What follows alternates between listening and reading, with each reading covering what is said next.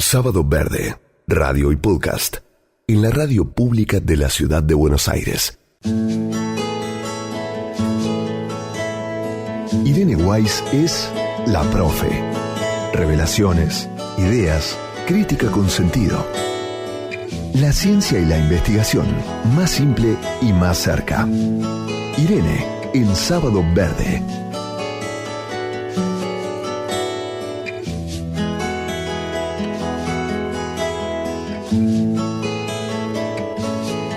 Bueno, con Irene vamos a hablar de la cumbre de biodiversidad que está terminando. No se sabe nunca cuándo terminan esas conversaciones. Por ahí se extiende un poquito más, por ahí cierran antes, pero siempre hay cuestiones de último momento. Así que con Irene nos vamos a actualizar. ¿Cómo estás, Irene? Buen día. ¿Qué tal, Sergio? Buen día. Sí, efectivamente. Mira, en teoría tenía que terminar ayer, pero bueno, obviamente todavía la gente está ahí. La verdad que, qué sé yo, como yo te dije cuando empezó el 21 recordemos que empezó el 21 de octubre y que eran 2 semanas de trabajo, y bueno, ahora ya casi al final hubo muchas quejas, no solamente por las cosas a las cuales no se llegó a un acuerdo, sino que además hubo fallas de Wi-Fi.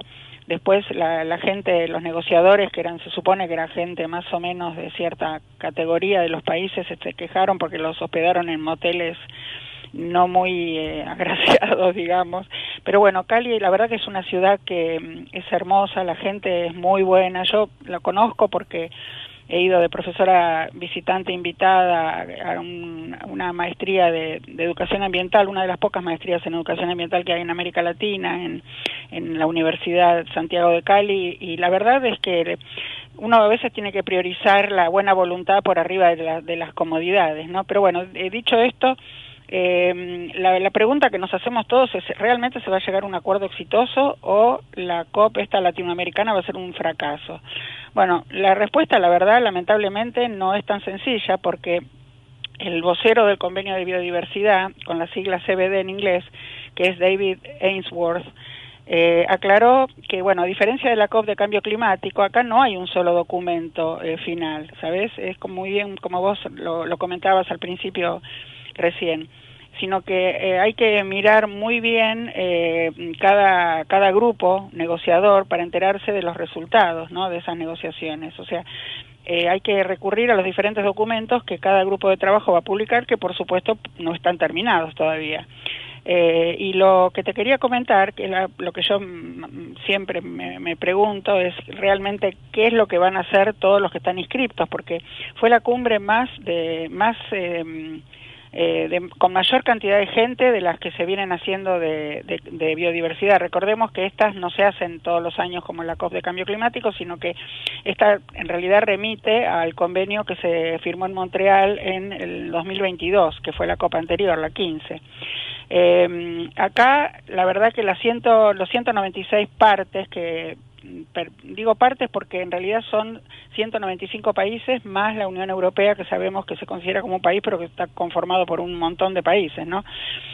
Todos estos 196 partes o 195 más la Unión Europea, que son más de 200 naciones, no están mostrando un avance realmente bueno en cada uno de los temas claves que quedaron en discutir en la COP15. Por ejemplo, la implementación del Marco Global de Biodiversidad, que te decía que es el principal mecanismo para lograrlo, con estrategias nacionales de biodiversidad y planes de acción.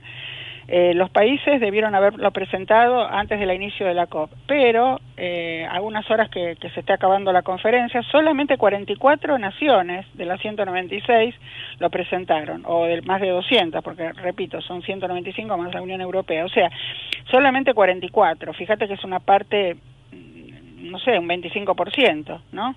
O menos de un 25%. Sí. Y bueno, ante esta situación, los países tienen que acordar una nueva fecha límite. Esto siempre pasa, pero lamentablemente esto no lo cambiamos, es tremendo, o incluso se debería establecer un mecanismo como un balance mundial, lo que se llama en inglés el Global Stocktake, que del Acuerdo de París, para realmente monitorear cómo se está cumpliendo con ese marco global de biodiversidad, que entre tanto discuten y hablan, se están extinguiendo un montón de especies. Después hay una reglamentación de un artículo clave, que le llaman el artículo 8J, donde hay dos pedidos claros, que son la creación de un órgano conformado por pueblos indígenas que asesore a ese convenio, ¿no?, de biodiversidad de manera permanente, y que también se reconozca a las comunidades afrodescendientes, cosa que no muchos países lo hacen. Uno pensaría, bueno, a tantos años de que se abolió la esclavitud, a tanto tiempo que ya no hay, se supone que no hay discriminación entre las personas, bueno, hay países que todavía discriminan a los afrodescendientes. Y bueno, el mayor avance en este tema que fue aprobar un plan de trabajo de ese artículo 8J, pero todavía no hay consenso sobre cómo se va a implementar, ¿no? Y después, sobre todo, lo más importante antes de que se me acabe el tiempo, el financiamiento para la biodiversidad, porque el Marco Global de Biodiversidad estableció que la meta era movilizar unos 200.000 millones de dólares anuales al 2030. Y a inicios de la semana solamente prometieron 163 millones, ¿no? Pero bueno, sigue siendo insuficiente, faltan 4.600 millones de dólares, lo cual no es poco.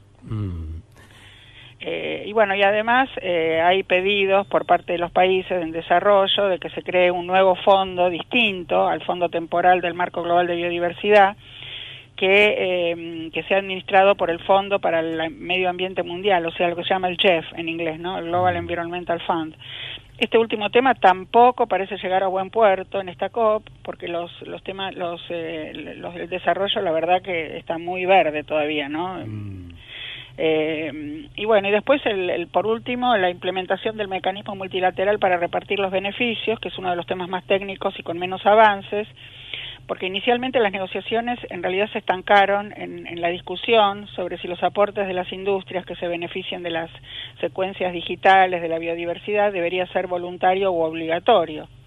Pero bueno, este jueves pasado, a punto ya casi de terminar la cumbre, la ministra de Brasil, Marina Silva, dijo que el sistema debería ser obligatorio, claro, ¿no? Sabemos que Brasil está pasando por uno de los peores momentos, pensando en Amazonía, y todo el mundo mira hacia ese gran pulmón verde, y bueno, y con tantas posibilidades que es la Amazonía, y bueno, obviamente que era evidente que ella lo iba a pedir. O sea, la discusión en realidad se centra en detalles como cuánto debe ser el aporte económico, quién va a administrar el dinero, que tampoco es un detalle menor, claro, cómo se va a repartir de manera justa y equitativa, quiénes resguardan la biodiversidad. O sea, hay países que son megadiversos con pueblos indígenas y otros que no son tan megadiversos y que no tienen pueblos indígenas.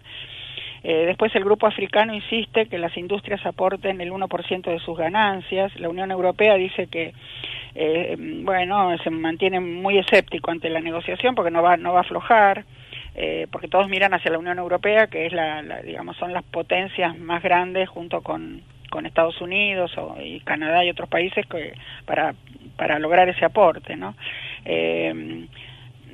Canadá es más, en ese sentido es más abierto, pero la Unión Europea hay países que están muy cerrados. O sea, quieren un sistema de implementación simple, pero es un tema realmente complejo, ¿no? Las negociaciones, no sé cómo va a terminar esto, porque esto va a seguir, no termina hoy. Debió haber terminado ayer, pero ya la gente hoy se está yendo, porque después de 2 semanas, imagínate que, primero que la gente, por ejemplo, hay varios periodistas argentinos y el dinero se acaba y ya tienen que volver. Así que bueno, eso es un poco la situación hasta este momento. Sí, bueno, interesante saberlo. Gracias, Irene, porque también esto va sucediendo en paralelo a tantas iniciativas de diferentes organizaciones, del mundo privado, de los estados, provinciales, en los pequeños pueblos, pero claro, esto de algún modo marca rumbos y, como decía Irene, ahí se definen los montos, porque acá es necesario un impulso muy grande y una inyección de recursos que hasta ahora no aparece en el modo que necesita la humanidad para frenar esto de lo que hablamos todo el tiempo, ¿no? La contaminación, el calentamiento Sí, global así es, y pensar que esta COP se desarrolla en el marco de una profunda crisis de pérdida de biodiversidad. O sea, el 75% de la superficie de la Tierra sufrió alteraciones considerables, ¿no? Por la actividad humana. Y eso no es un dato que te lo digo yo, o sea, salió de la Plataforma Intergubernamental de Biodiversidad y Servicios Ecosistémicos, que es la IPBES, que es un organismo súper científico, durante el año pasado y lo que va de este año, varios países empezaron a adaptar estrategias y planes de acción nacionales para tratar de alinearse con los objetivos de este marco mundial de biodiversidad. Pero la Argentina todavía ya a esta altura, la verdad que remitió esta Estrategia Nacional de Biodiversidad a la Cancillería, que como sabemos está con problemas de cambio de autoridades, y bueno, la verdad que la versión oficial todavía no se conoce, ¿no? Yo la pedí para comentarte hoy, pero nadie sabe nada, y nadie sabe qué compromisos va a tener la Argentina con la protección de la biodiversidad y los compromisos internacionales que se asumieron. Así que bueno, ahí está la Fundación Ambiente y Recursos Naturales luchando por este compromiso, ¿no? Gracias, Irene, por este rato con siempre. Nosotros. Buena semana. Muy amable, gracias. El aporte de Irene Weiss, que pueden encontrarla en redes también, ¿no? @guaysirene en Instagram, y ahí pueden de la profe despacharse con todas sus historias, con todo lo que nos deja siempre para aprender y nunca dejar de aprender. Sábado Verde, radio y podcast, en la radio pública de la Ciudad de Buenos Aires.